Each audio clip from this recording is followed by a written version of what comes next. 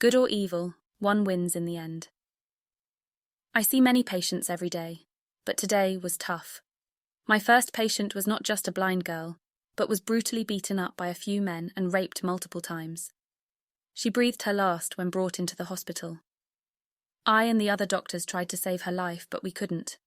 Crazy cases were growing day by day, and humanity seemed to suffer from animal attacks every day. I held her hand only once as she was in severe pain, but I don't know if it helped her or not. However, for a moment it felt like she looked at me even though her eyes were damaged, and there was nothing left in them.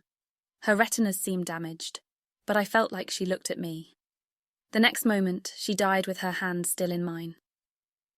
The journey back home that day was heavy, and I could feel the weight in my body. When I got home, I took some painkillers and went straight to bed. I breathed heavily and sweated profusely. Soon, I fell asleep. I stand on a bridge in a dream. I remember this place. I feel incredibly light, as if I'm flying or the entire world is in motion. I don't know if this is a dream or reality or why I am here.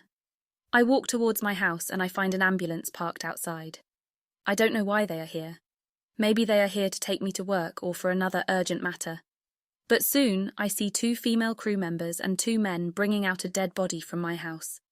Whose body is this, and why is it being taken out from my home? And then I am bewildered. That body is mine. How can there be another body? If that's my body, then who am I? I scream, but no one hears me. Have I died? Suddenly I feel pressure on my chest as if someone is sitting on it, trying to wake me up. Oh dear Lord, what was that? And I wake up from my dream. It is 3 a.m. I think I have slept enough. I feel fresh now, but still disturbed. Then I hear knocking at my door. I look out the window and see no one outside. It rains heavily and there is a storm. I hear a girl crying outside my door. I open my door, but nobody is there. I get chills throughout my body. Should I call someone for help, or is it just my imagination? What is going on? What is wrong with me? Yes, I was disturbed, but it's over now. Why am I feeling all these sensations? I walk towards my room, and I feel someone walking next to me. I can hear footsteps on the wooden flooring, and they are not just mine. I then run to my room, close the door and lock it. But what happens next is even more chilling. I see a young girl sitting on my bedside chair. What the hell? Who are you? I am scared of this young girl and she is crying for help. Soon she disappears and the knocking sound returns. It's at my door and in my head. There's a strong, throbbing, knocking sound in my head. "Help me, Carla! Help me!" it says. How does this voice know my name? This night feels never-ending. I want to get out of my house and run away, but it's a dark night with a strong storm. Am I experiencing hallucinations? What am I suffering through? Why is this happening to me? Who is this girl? Why and what does she want from me? Oh, the good Lord of heaven, come and help me. I'm blabbering all these words and promising in my head that I am not going to miss church again. With these thoughts, I take some more medicine and go to bed, thinking it will be fine and I am strong. This is just a crazy night, and it will pass. But the next moment, it feels like my last breath. I can't breathe. Something is sitting on my chest, and it's that girl who was sitting on my chair a few moments ago. Now, I can see her clearly. She is the same girl from the hospital. She died with her hand in mine this morning, so what is going on? Her hands are on my throat and her grip is tight, but then I feel her grip loosen, and she moves away from me. She then sits on the floor, and the next moment, I can see she holds a doll. I then ask, "Who are you and what do you want from me?" "Don't you know who I am?" she says, looking into my eyes. This girl can now see clearly, but how is this possible? She died, and now she is here. I never believed in paranormal activity, or perhaps all my beliefs are wrong. And then, nothing is in my room. All the weight of heaviness has vanished again.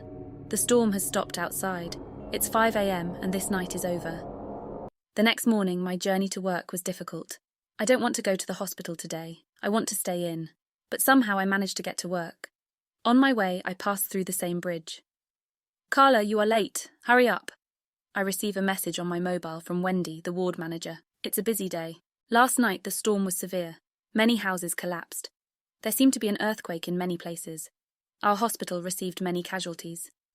As I park my car and rush towards the hospital, a man from the church, perhaps a preacher, approaches me. "Carla, my daughter," he says. He is coming. It's ending. You cannot save everyone. Wait! Who are you? How do you know my name? Who is coming? I throw all these questions at the preacher as he seems to know what is happening. I am already in a dilemma of my own.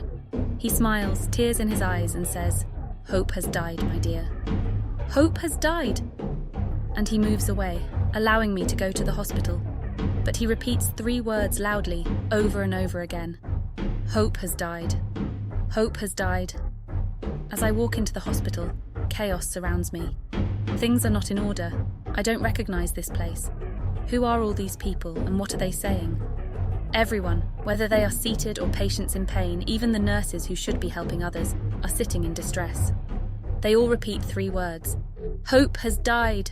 Hope has died! What is happening? It's anarchy. I continue walking towards the doctor's meeting area, but confusion overwhelms me even more. They are all sitting in their uniforms, and their white coats are stained with red. They seem to follow what everyone else is saying. Hope has died. No hope can't die. We are symbols of hope, and we can't give up on our people and society. So what's next? I shout these words, but no one listens or seems to care about me. All the churches in the country are on fire, and the flames are red. It's hot and cold at the same time. There are so many dead bodies in our hospital. People are looting each other on the streets, killing one another, and they have become like animals. Am I the only sane person left in this world of horrors? I don't know what I should do or who I should call for help. He is here, the devil, the Antichrist, and we are in our last hours. Have we been on the wrong side all along? They raped a blind girl yesterday, murdered her, and we are all involved in bringing our society down to such a level that there is no way out now. I can't breathe. I feel choked. But then I felt someone pushing me. "Wake up, Carla! You have been sleeping for 2 hours now," Fiona, a nurse from the ward, tells me. "Carla, you need to go home now. You worked 30 hours straight and now you've slept 2 hours. Get up and go home before someone stops you." So what is happening? Have I been dreaming this whole time? It never felt like a dream, and I can remember everything vividly. I go to my office, grab my bag, and walk out. But before I leave the hospital, I'm called back by Fiona, asking for help with one last case. I look back at her, sigh, and walk back. What is this? It's the same girl from my dream, the blind girl raped by 6 men and in critical condition. This can't be happening, I say to myself, but the doctors around me tell me to calm down. I don't know what to do. She is placed on an oxygen ventilator. Unconsciously, I hold her hand in mine, as if I can feel her pain. After a defibrillator and an injection of morphine, she starts breathing. I breathe a sigh of relief.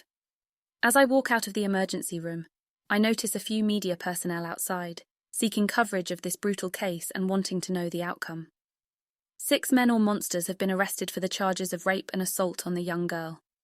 Guess there is still hope alive among us, I think to myself as I walk towards my car. At that moment, I see the same preacher standing next to my car. This time, he has a smile on his face. He looks at me and starts walking away. Without a word, I understand what his eyes and smile mean. Hope is still alive.